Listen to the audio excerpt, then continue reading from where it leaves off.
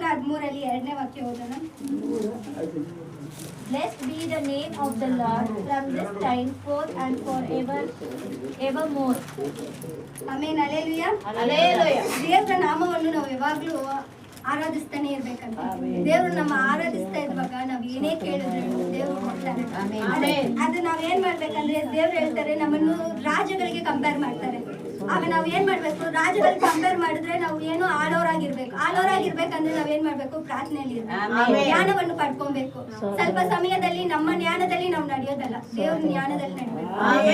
ದೇವ್ರ ಜ್ಞಾನ ತೋರಿಸ್ತಾರೆ ಅಂದ್ರೆ ನಾವು ಪ್ರಾರ್ಥನೆ ಮಾಡುವಾಗ ಜನಕ್ಕೆ ಪ್ರಾರ್ಥನೆ ತೋರಿಸ್ತಾರೆ, ಸ್ವಲ್ಪ ಜನಕ್ಕೆ ವಾಕ್ಯ ಮೂಲಕ ತೋರಿಸ್ತಾರೆ, ಸ್ವಲ್ಪ ಜನಕ್ಕೆ ಹಾಡು ಮೂಲಕ ತೋರಿಸ್ತಾರೆ, ಸ್ವಲ್ಪ ಜನಕ್ಕೆ ದೇವ್ರು ಅಕ್ಕಪಕ್ಕದಲ್ಲಿರೋ ಮೂಲಕ ಜ್ಞಾನವನ್ನು ತೋರಿಸ್ತಾರೆ. ಆ ಜ್ಞಾನವನ್ನು ನಾವು ಪಡ್ಕೊಂಡು ನಡಿಬೇಕು. ಆಗ ದೇವರ ಕೃಪೆ ನಮ್ಮ ಮೇಲೆ ಯಾವಾಗ್ಲೂ ಇರುತ್ತೆ.